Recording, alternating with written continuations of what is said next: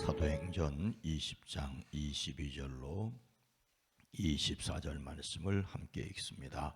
보라, 이제 나는 성령에 매여 예루살렘으로 가는데 거기서 무슨 일을 당할는지 알지 못하노라.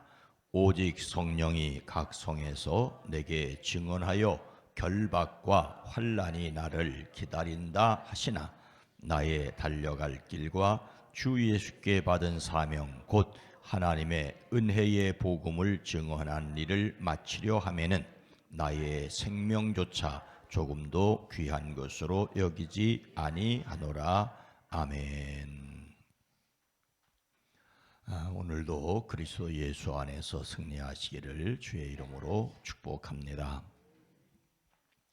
며칠 전에 제가 동탄에 갔다 오다가 길 이름이 심용사로인 것을 보았습니다. 심용사로.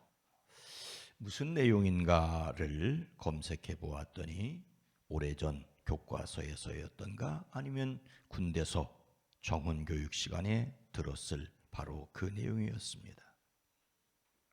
그것은 한국전쟁 이전인 1949년 5월 4일 개성 송악산에서 북한군 토치카에 자폭 공격한 우리 군인들의 이야기를 담고 있었습니다. 1950년 6월 25일 전쟁 발발 이전인 1948년부터 남북 간의 무력 충돌은 38선 전 지역에서 이루어지고 있었습니다. 개성도 이런 충돌이 심한 곳 가운데 하나였습니다. 개성 시내는 38선 이남이었지만 개성의 주산인 송악산은 38선 이북이었습니다. 북한은 송악산 고지에 앉아서 개성 시내를 마음껏 감시하고 통제할 수 있었습니다. 남한 입장에서는 송악산이 눈에 가시였겠지요. 이승만 대통령까지 나서서 송악산 점령에 성화를 냈지만 그렇다고 대놓고 38선 이북으로 갈 수는 없었지요. 그래서 남한은 그 당시 남한이지요. 이 남은 송악산으로 올라가는 길목마다 진지를 구축했습니다. 이에 이북은 1949년 5월 3일 기습 진지를 함락을 시켰습니다. 하지만 이북의 토치카 때문에 반격이 쉽지 않았다고 합니다. 그래서 5월 4일 낮 12시 박창근 하사가 먼저 수류탄을 들고 송악산 이북군 토치카에 접근하여 토치카 하나를 파괴했습니다. 이것과는 별개로 한국군은 토치카 파괴 특공대를 조직했습니다. 제1사단 제11연대 하사관 교육대 분대장 서부덕 2등 상사가 제일 먼저 자원하고 뒤이어서 자원한 특별공격대 8명 총 9명인데 왜 10명이냐? 앞서 나간 박창근 하사가 있어서 합쳐서 10명입니다. 9명이 이제 오후 2시에 이북군 토치카에 접근을 했습니다. 빗발치는 포화를 뚫고 토치카에 돌격을 하여 자폭을 했지만은 당시 한국군의 기록으로는 4개만 포연이 일어난 것으로 보아 4개만 파괴된 것으로 추정을 합니다. 하지만 이들의 자폭 공격으로 북한군 토치카 상당수가 무력화되었기 때문에 즉시 반격하여 송악산을 점령할 수 있었다고 합니다.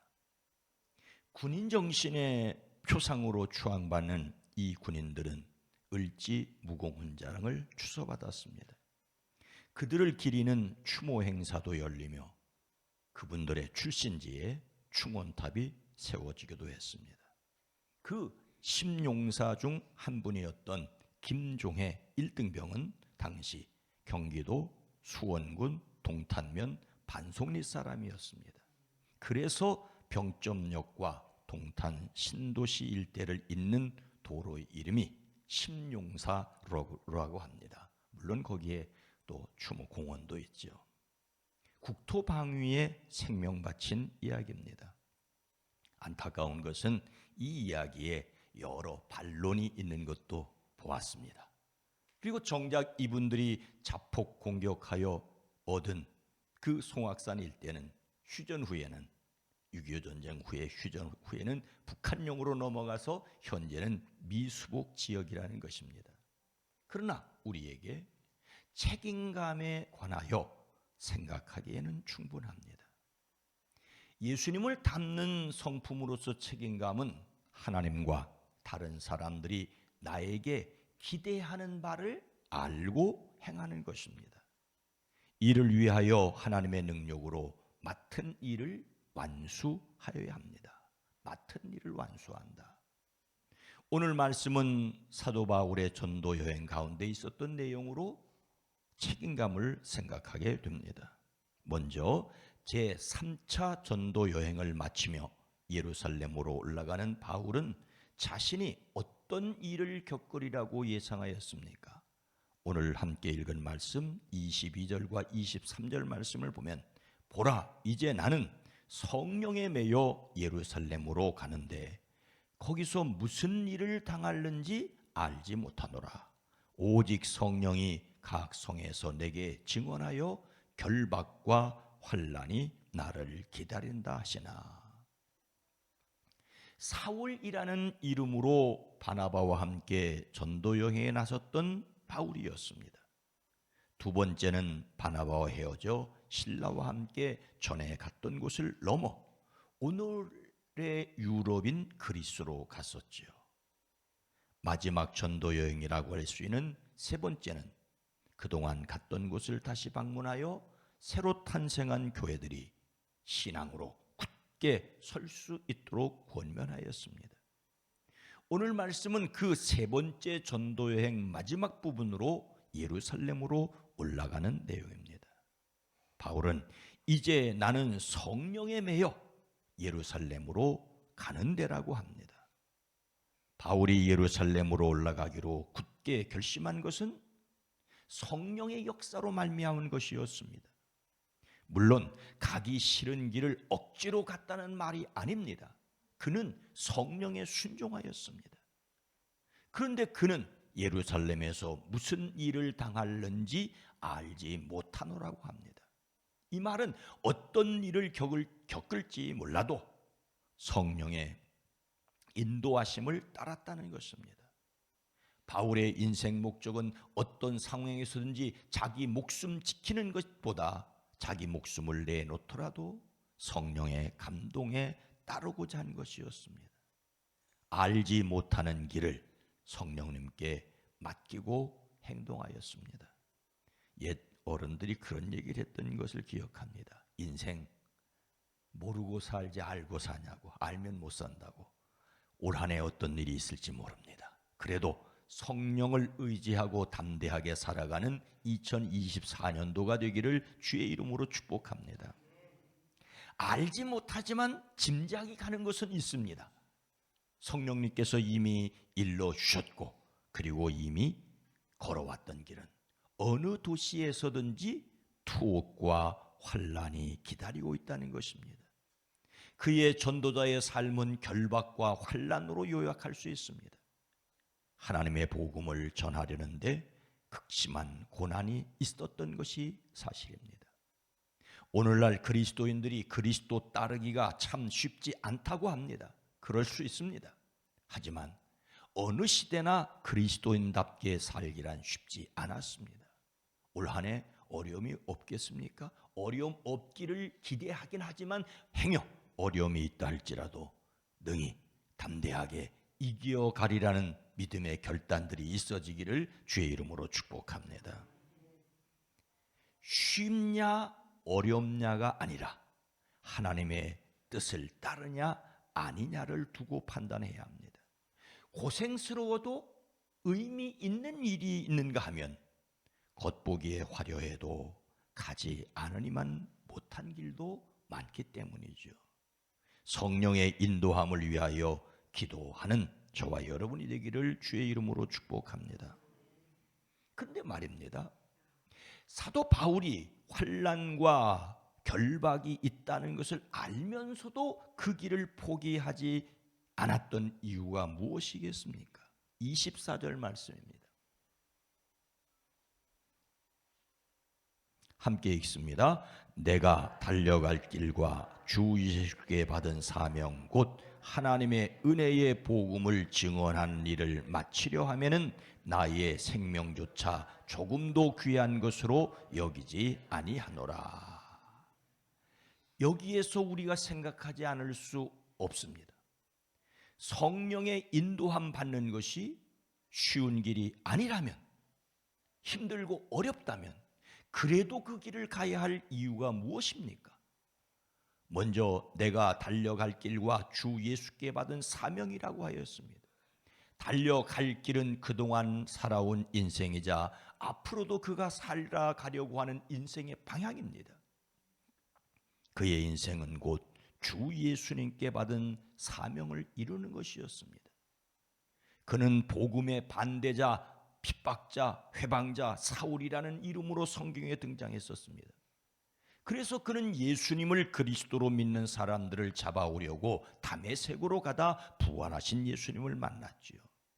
그리고 그는 자신을 찾아오신 예수님을 전도하는 길을 걸었고 그것이 그의 사명이었습니다.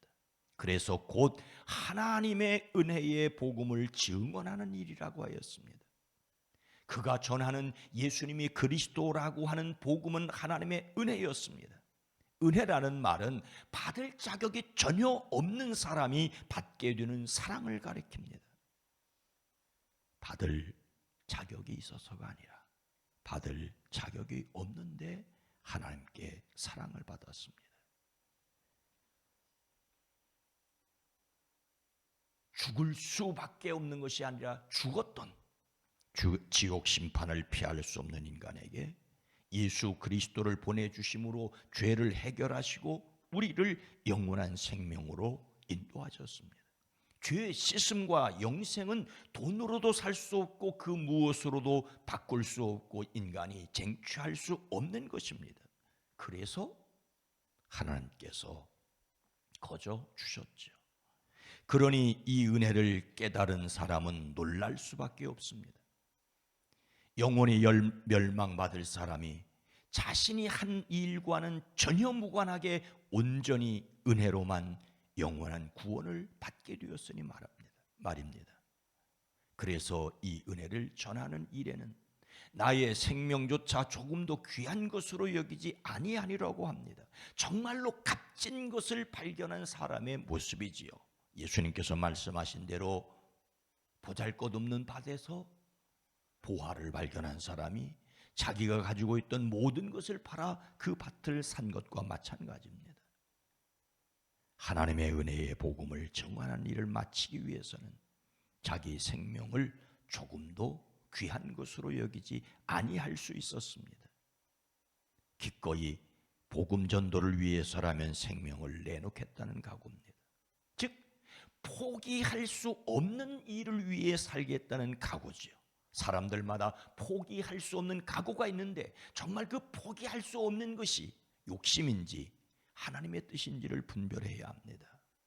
일생의 사명, 포기할 수 없는 일, 하나님 보시기에도 기뻐하시는 포기할 수 없는 일을 위해 달려가는 저와 여러분이 되기를 주의 이름으로 축복합니다. 그래서 오늘 말씀을 마음에 새기고 어려움이 있어도 포기할 수 없는 자기 사명은 무엇이라고, 그래서 실천할 것은 무엇이겠습니까? 사도 바울은 갈라디아 교회에 이렇게 말합니다. 나는 그리스도와 함께 십자가에 못 박혔습니다.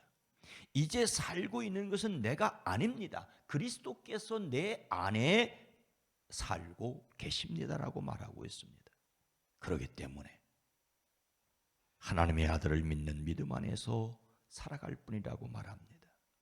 우리의 간절한 기대와 희망은 무엇이어야 합니까? 온전히 담대해져서 그야말로 살든지 죽든지 그리스도께서 존귀함을 받으시게 하여야 합니다. 힘들고 어려워서 피하는 길이 아니라 그것이 가치 있는 일이기에, 하나님이 기뻐하시는 일이기에, 하나님이 원하시는 일이기에 감당할 수 있는, 그래서 하나님이 주시는 힘과 능력을 의지하는 행복이 있어지기를 주의 이름으로 축원합니다. 거룩하신 하나님, 자비로우신 주여, 일생에 자기의 모든 것을 바치고 생명까지라도 바칠 사명을 발견한 사람이라야 진정 행복한 사람이라고 할 수가 있습니다.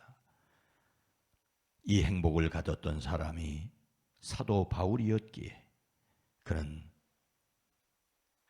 천국을 바라보았고 이 땅에서 고난이 있어도 행복했었습니다. 오늘 이 한 해 살아갈 때 우리에게 정말로 하나님이 원하시고 기뻐하시며 우리의 생명을, 우리가 가진 모든 것을 다 드린다 할지라도 아깝지 않은 일생의 사명이 있고 그 사명을 위하여 기도하고 성령의 이끌림을 받는 저희들 되어지게 하옵소서. 이 한 해를 살아갈 사명과 그래서 하나님이 주시는 능력을 의지하게 하옵소서. 예수님의 이름으로 간절히 기도드리옵나이다. 아멘. 오늘 말씀을 생각하며 성령의 이끌림을 받게 하옵소서. 그리스도의 복음을 전하게 하옵소서. 하나님의 나라를 이루게 하옵소서. 주여 도와주시옵소서. 기도합니다.